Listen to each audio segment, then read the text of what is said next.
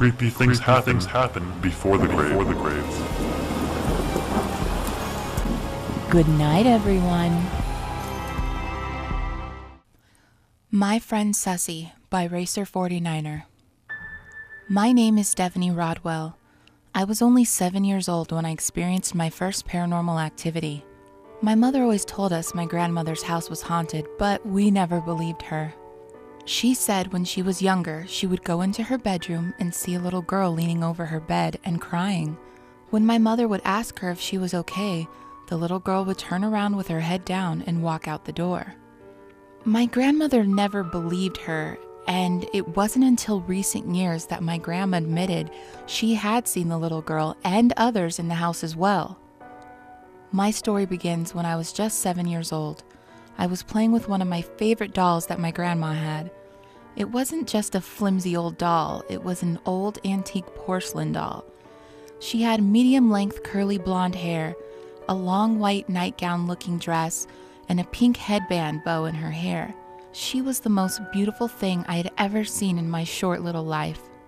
Every time I was at my grandma's, I would run and grab the doll that I would call SUSSY and run around the house and play with her. I would always hear my grandma yelling behind me, "Be careful, SUSSY!"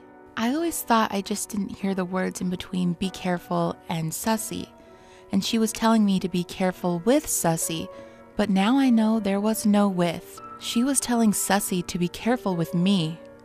On one particular day that terrified me half to death, it was quite stormy outside and I knew I would have to play inside with SUSSY. I climbed down what felt like the longest stairs ever to my grandma's basement, where she decided to put SUSSY before I got there. As I reached the bottom of the stairs, I seen SUSSY sitting in the chair by the fireplace. "Hi, SUSSY. It's very stormy outside, so we can't go on the swings today. What should we do?" As I finished my sentence and grabbed SUSSY off her chair, I heard a noise come from the playroom. "Good idea, SUSSY. We can play house in there." I held on to her and ran into the playroom, closing the door and turning on the light behind me. I spent only a few minutes playing house with SUSSY when the lights began to flicker. "Wow, SUSSY, what do you think that was?"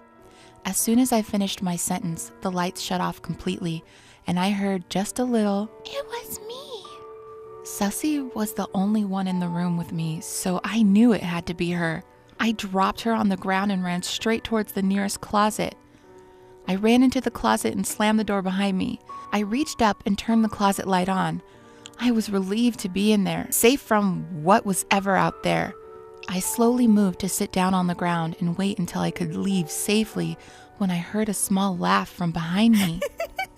Scared half to death, I slowly turned around just in time to see SUSSY jump at me.